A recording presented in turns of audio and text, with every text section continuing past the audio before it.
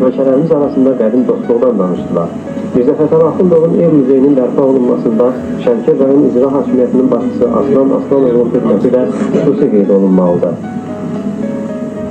Azərbaycan Prezidenti Heydər Əliyevin xüsusi tapşırığı ilə Aslan Aslanov xalqımızın görkəmli maarif, mədəniyyət, dövlət və siyasi xadimlərinin Tbilistəki məzarlarının abadlaşdırılması, mənzil muzeylərinin açılması, adlarının əbədləşdirilməsi üçün çox xeyirxah işlər görmüş.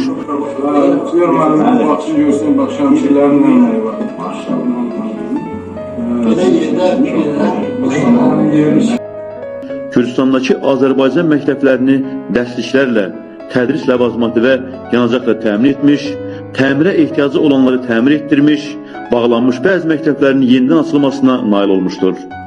Aslan Aslanov, Kürdistanda soydaşlarımızın yaşadıkları bölgələrdə məscidlər açılması və onların təmir edilməsi, dini ədəbiyyatla təmin olunması məsələsinə də unutmamış, mühüm tədbirlər görmüşdür. Rusya'da Türklerden bir yerden gelir. Gelmişler buradan Türkiye'ye gelipler. Yok derim başım. Ve biz sevinirik ve güman edirik ki bu dostluq umumi bir gələcəkdə əldə olunan iqtisadiyyatda da və sülhün və suverenliyin torpaqlarının da azad olmasının ən böyük qələbələrin rəhmi olur.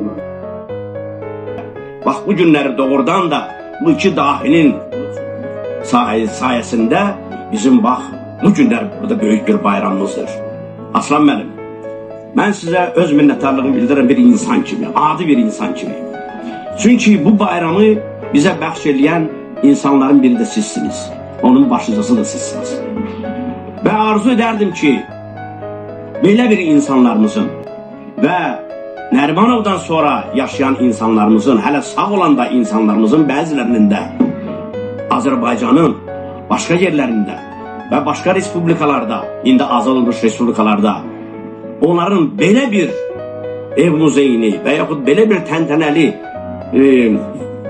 işinin açılışını siz göresiniz. Ben arzu ederdim ki prezident bu işi bütünlükle size tapşırsın. Çünkü siz çok büyük bir insansınız. Çok büyük bir oğulsunuz. Çok sağ olun. Var olun. Сегодня, конечно, очень важный день. Я помню, как наш друг Аслан Асланов получил задание от двух президентов в ближайшее время, во время визита Гейдара Алиевича в Тбилиси, организовать вот то участниками события, которого являемся сегодня все мы. Я очень признателен всем, кто участвовал в открытии Дома-музея Мирза Фатали Ахундова и с азербайджанской стороны, и с грузинской стороны, Министерству культуры и мэрии. Fətəli Xan Xoyskinin məzarı üzərində ona layıq olan büstü açdıq. Bu büstün hazırlanmasında, bu qəbrin üzərinin götürülməsində və onun layiqli şəkilə salınmasında Azərbaycanın Şəmkir rayonunun icra başçısı Aslan Aslanovun xidmətlərini mən qeyd etmək istəyirəm. Bir daha Azərbaycanın görkəmli şəxsiyyətləri Mirzə Fətəli Axundov, Mirzə Şəfi Vazeh, Fətəli Xan Xoyskinin